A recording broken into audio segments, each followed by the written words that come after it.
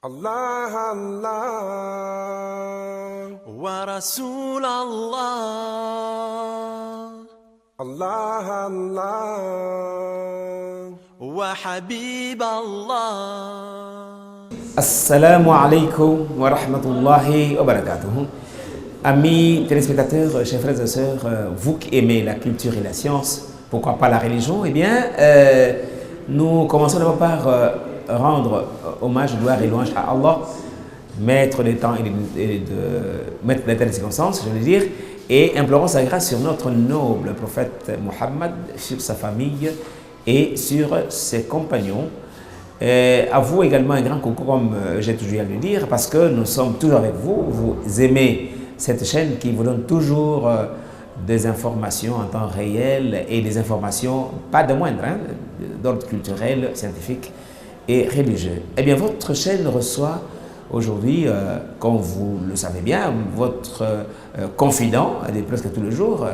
Il s'agit bien de Cheikh Abdallah Fundi, à qui nous disons salam alaikum, Cheikhna. Wa alaykum assalam wa rahmatullahi ta'ala wa barakatuh. Thumma as-salatu was-salamu ala ashraf al-mursalin wa ala ahli baytihi at-tayyibin at-tahirin wa ashabihi al-muntajibin wa barik wa sallam. Voilà, il a dit simplement que il a répondu le salam, c'est-à-dire qu'il a fait ça également avec moi. Hein. Alors, après cela, il demande la bénédiction sur notre prophète Muhammad, sur sa famille et sur ses compagnons, et sur tous ceux qui suivent ses pas jusqu'au jour de la rétransmission. Voilà. Cheikh Abdallah Fundi, vous êtes le bienvenu sur ce plateau, c'est votre plateau, hein, et vous êtes déjà à l'habitude de ce plateau. Alors, nous allons aujourd'hui parler de l'économie, non, du système économique d'un État islamique. C'est donc ça le thème aujourd'hui. Alors, je commence par vous poser la première question, Cheikh Abdallah Fundi. Qu'est-ce que signifie l'économie en islam? C'est quoi l'économie selon le concept islamique? Je voudrais que vous me permettiez d'abord de rendre encore grâce une fois à Allah subhanahu wa ta'ala. Tout à fait. En disant Allahumma allimni bil Qur'an ma la amal wa fahimni al Qur'an ma la mafham wa ahdini at-tariq al-aqwam innaka ta'lamu wa la a'lam subhanaka la ilma lana illa ma 'allamtana innaka antal 'alim. Rabbi shrah li sadri wa yassir li amri wa ahlul 'uqdatan min lisani yafqahu qawli. Vous pouvez peut-être traduire ce que j'ai dit. Allez-y, parce que c'est tellement que vous... Allez-y. J'ai dit à Allah, apprends-moi ce que je ne sais pas. Guide-moi sur le droit chemin. Parce que vous seul, vous savez, nous ne savons pas. J'ai dit, Allah, allège ma langue pour que les gens comprennent ce que je dis. Voilà ce que j'ai dit. Bon. Maintenant, pour entrer dans les vifs du sujet, vous me posez la question sur l'économie d'un État islamique. Il faut commencer par le commencement. D'abord, un État islamique, il faut qu'il y ait un endroit géographiquement désigné qui s'appelle un État reconnu par tout le monde. Ça, c'est la première condition. De deux, il faut qu'il y ait des habitants que Allah a mis à cet endroit. Comme nous, Congolais, Allah nous a mis sur cet endroit ici, qui est notre patrimoine national. Et ensuite, il y a toute une recommandation qu'Allah a faite pour que les hommes puissent se gérer ou gérer les patrimoines nationaux conformément à ce qu'Allah a dit. Et je voudrais dire par cela, nous avons un État géographiquement situé. Nous avons une population qui habite à l'intérieur de cet État, qui en sont les propriétaires. La troisième chose, qu'est-ce qu'Allah nous dit? Il dit wa amruhum shuran bainahum. C'est-à-dire, ils parlent de leurs problèmes dans un conseil, dans un majlis. Nous pouvons dire que c'est semblable à un parlement. Sauf que les membres de la Shura ne sont pas désignés comme font les parlementaires. Parce que pour être parlementaire, on peut ne pas être d'une probité morale. Il suffit tout simplement de convaincre les gens, on vous élit.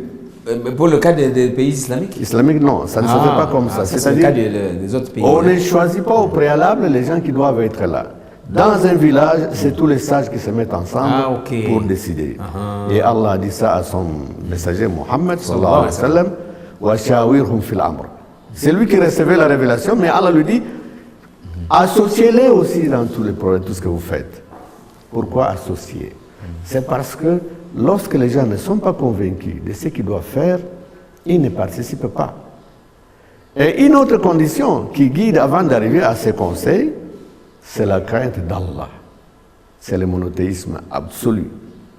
Quand on a la crainte d'Allah, Allah vous empêche de faire les mauvaises choses pour nuire. C'est à partir de là maintenant, de ces majlis, qu'on va choisir les animateurs qui doivent gérer la cité ou le pays. Oui, avant de progresser, j'ai une question de curiosité. Oui. Vous dites que ce sont les sages qui choisissent les députés, donc les parlementaires, hein, parce que Oui. dans le Majlis, Les membres c'est du comme conseil consultatif. par exemple, oui. Oui. Alors, les sages eux-mêmes, comment ils sont choisis? Oh, c'est par leur comportement parmi leurs semblables. On sait par exemple, Cheikh Abdallah Bankit, c'est un homme bon, un homme, il a sa famille, il éduque bien sa famille, il ne dérange personne, il ne crée pas de conflit, tout le monde l'apprécie, on va chez lui demander de conseil. Ah, ok. Mais il y a beaucoup de gens comme ça. Ce sont ceux-là, les sages, mais ils deviennent sages à partir de la foi Ok. en Allah. Très bien. En respectant tout l'ordre que Allah a mis pour que parce que Allah n'a pas créé l'homme et le laissé comme ça abandonné et faire ce qu'il veut. Allah a mis tout à sa disposition. Tout à fait. Après avoir soumis tout ce qui est dans les cieux et sur la terre, il lui a donné un code. Il lui a donné des lois dont le rôle est de protéger les innocents et de punir les coupables. N'est-ce pas? Donc une fois qu'on a déjà ça, et en ce moment-là, on pense maintenant à organiser la société. Bon, je ne sais pas s'il y a une question, parce que moi je risque d'aller directement dans les vues. Oui. Vous pouvez peut-être la choisir société, les questions la que société, vous avez. oui. On aurait de la société, mais cette société doit s'appeler société islamique, ou ça va avoir une autre connotation, parce que les musulmans sont nombreux, ou bien comment ça peut être fait. Ici, je parle de l'islam, Oui, dont tous les enseignements sont puisés dans les Saint Coran qui est derrière nous ici. très bien. Je ne parle pas de notre système. Parce que moi, je pense le meilleur guide, le meilleur professeur, c'est celui qui nous a créés. Et lui a mis des codes, a mis des lois pour qu'on puisse les suivre afin de vivre en parfaite harmonie avec tout ce qui nous entoure. Parce que l'espace géographique que Dieu vous donne, il n'y a pas seulement des humains. Il y a aussi des animaux, il y a toutes sortes de choses. Allah a dit, il y a des animaux qui rampent sur le ventre comme les serpents, d'autres à deux pieds et d'autres marchent sur quatre pieds. Tout cela constitue la création. Et chacune de toutes ces créatures ont des droits. Et ici, nous les humains, puisque c'est nous les gestionnaires, nous avons des devoirs envers tout ça. N'est-ce pas? Bon, je ne sais pas si... Ah, c'est formidable ça. Hein? Alors, dites-nous un peu le concept économique dans un pays islamique. Comment ça peut se passer? Le concept économique dans un pays islamique, c'est d'abord ce que j'ai cité, partant de l'organisation du conseil. C'est au sein de ces conseils-là qu'on fait des projections, c'est ce qu'il faut faire. Qu'est-ce qu'il faut produire? On a besoin, par exemple, des aliments pour que les gens ne meurent pas de faim. On a besoin de construire des maisons. Là devient maintenant les projets des sociétés. Et l'islam a aussi des projets de sociétés qui sont très bien réglementés, basés toujours sur l'application de la loi.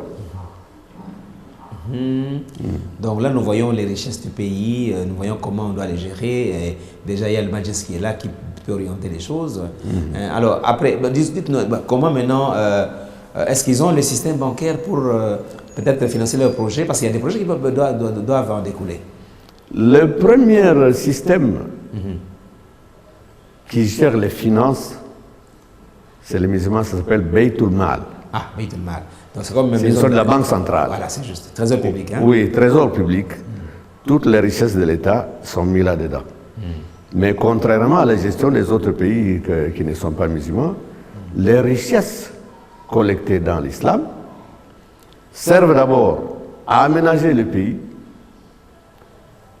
à servir le peuple, à créer des écoles, à créer des centres de santé, où tout doit être gratuit pour la population. C'est le cas dans tous les pays arabes, par exemple, où on ne paye pas l'enseignement. De la gardienne jusqu'à l'université, on ne paye pas.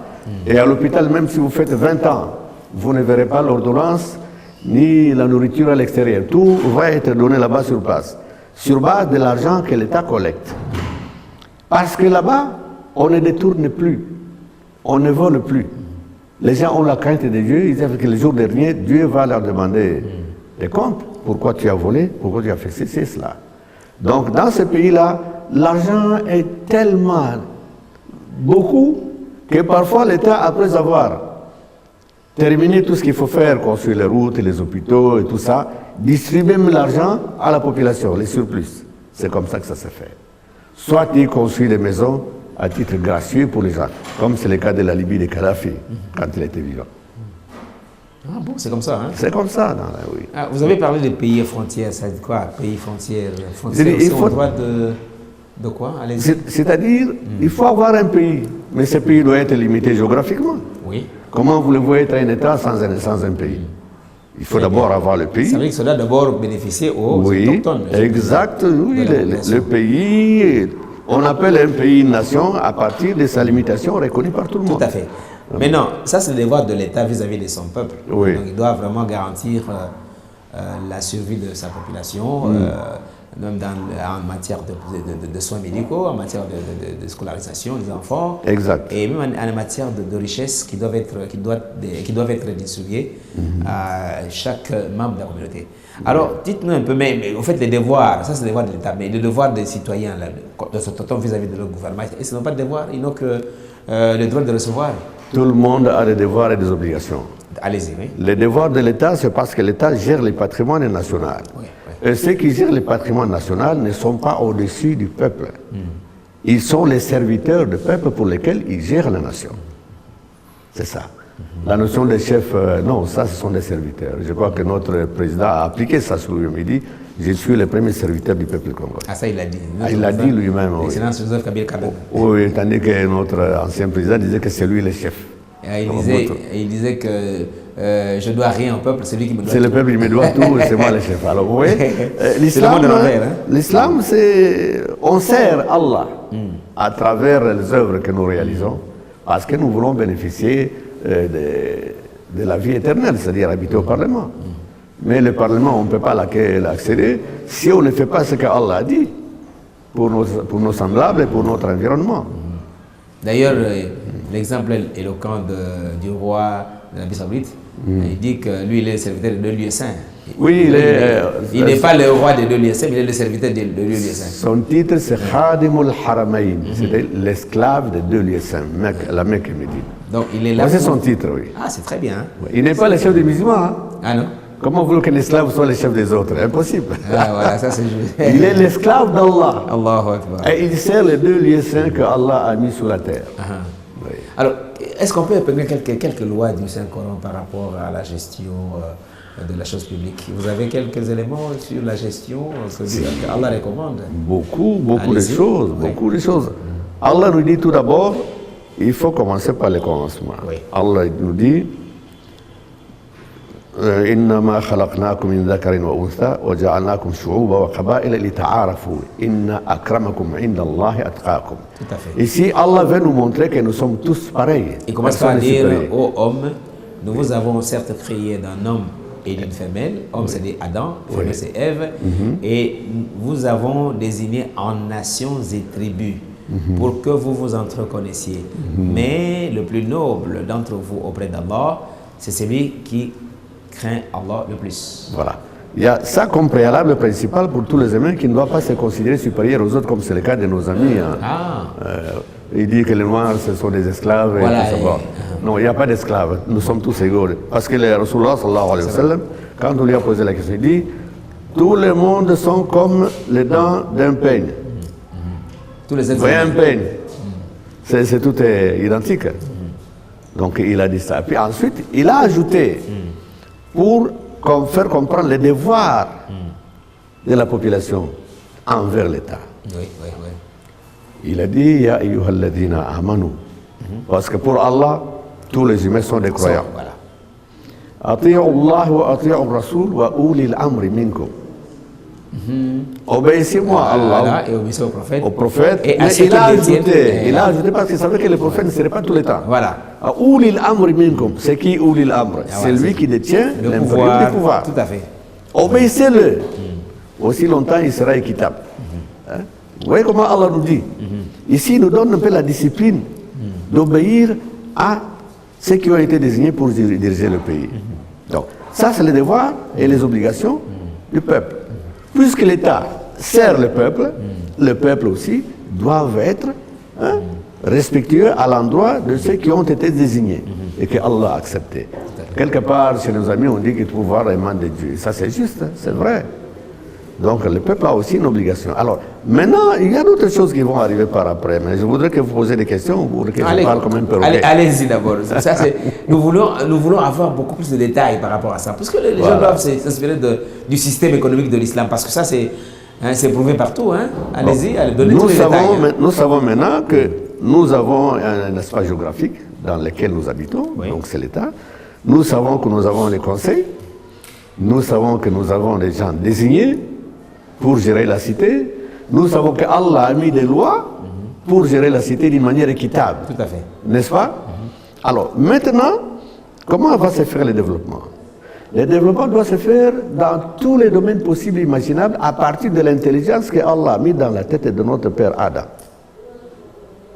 Quand il dit dans le Saint-Coran, وَعَلَّمَ آدَمَ الْأَسْمَاءَ كُلَّهَا. Et j'ai appris à Adam les noms de toutes choses. Toutes choses qui existent. Tout ce que vous voyez devant nous, les caméras et tout ça, ce sont des découvertes à partir des éléments que Allah a créés. Tout à fait. L'air, le feu, le vent, la terre, l'eau, tout ça. Personne n'a créé ces choses, c'est Allah qui les a créées. Alors, nous n'héritons pas les péchés, contrairement à ce qui se dit. Nous héritons de notre ancêtre Adam l'intelligence, la forme du corps et tout ce que nous pouvons faire. C'est ça. À partir de là, nous pouvons faire des projets. Et le premier travail de l'homme qui plaise à Allah, notre Créateur, c'est le travail de la terre. Parce que la terre, qui est notre mère aussi, parce que nous avons été créés à partir de la terre, et toute la création vient de la terre. Les animaux ont été créés par la terre aussi. L'herbe qu'ils mangent, ça vient de la terre. Les produits qu'ils donnent, c'est à partir de ceux qui mangent de la terre. Nous aussi, nous mangeons ce que la terre produit. Vous voyez comment Allah a fait, dans sa sagesse, comment il a organisé les choses. Maintenant, l'organisation. Donc l'organisation ne peut se faire que parce que Allah subhanahu wa ta'ala a permis qu'ils arrivent à gérer parce que leurs semblables ont trouvé qu'ils étaient les meilleurs. Tout à fait. Oui. Et c'est de là le développement économique qui continue. Ce n'est pas seulement la terre, parce que la terre, il y a beaucoup de choses. Vous avez les minéraux, vous avez beaucoup de choses, vous avez tellement de choses qu'Allah a mis à la disposition de l'homme qui permet à l'homme de faire tout ce qu'il peut. Mais à condition qu'il se conforme à ce qu'Allah dit. N'est-ce pas? C'est ça. Alors, quand vous avez par exemple des minerais, si on peut parler ainsi, les minerais doivent au fait profiter au peuple et ils doivent, ceux qui extraient les minerais, ils doivent également verser ce qu'on appelle la zaka après l'extraction. Est-ce que vous pouvez nous parler un peu du concept de zaka par rapport à zaka en tant que facteur économique? Oui, les zakat, c'est l'impôt religieux qui est très bien réglementé. Cet impôt ne se paye qu'une fois par an, à condition que l'activité que l'homme entreprend produit des bénéfices et à la fin de l'année, il donne l'impôt. Croyez-moi, Cheikh Abdallah Bankita, ça fait beaucoup de milliards et de milliards, parce que tous les musulmans ils payent ça, ils se conforment. Mais l'impôt qu'il ne faut pas confondre avec la dîme. La dîme, ce n'est pas l'impôt, parce que ça, ce n'est pas obligatoire. La dîme, ça se donne selon la volonté. Un dixième de, quand vous prenez un butin, tout ça, un butin de guerre, vous devez verser un dixième, ça c'est d'après là. C'est pas obligatoire. Ça, non, ça c'est pas obligatoire. Mais la zaka, ça la zaka, de par son étymologie, ça veut dire ça purifie, hein, oui. Ça augmente aussi la richesse. Ça, la zaka en tant que purificateur, exactement. Et en tant que il accroît, le zakat, ça accroît aussi les richesses. Oui. Non seulement ça accroît la richesse, ça permet à celui qui les paye d'être protégé par Allah. Les mauvaises choses ne vont jamais arriver chez lui. Je peux citer un exemple, si vous me permettez. Tout à fait. Il y a un armateur indien qui a beaucoup de navires. Un jour, on lui dit, votre bateau a fait naufrage. La première réaction qu'il a eue, c'est d'aller consulter les registres des zakats. Ah bon? Oui. Intéressant. Il a vu, est-ce que je n'avais pas payé les zakats de ces navires-là? Il a trouvé qu'il avait payé les zakats pour ces navires. Alors il revient et dit à ses serviteurs, non, non, non, c'est pas mon bateau. Parce que mon bateau est protégé par Allah, j'ai payé déjà les zakats pour ça. Allahu Akbar. Et quand ils ont fait des recherches, ils ont trouvé effectivement, c'était le navire d'une autre compagnie, pas son bateau à lui. Vous voyez comment? Non seulement vos biens seront protégés par Allah, la croissance va se faire. Et même les mauvaises choses, les maladies, les accidents, ça ne va jamais vous arriver parce que Allah vous protège, parce que vous marchez droit dans ce qu'il a voulu que ce soit. Ah, c'est formidable. Hein? Nous parlons de l'économie dans un État islamique.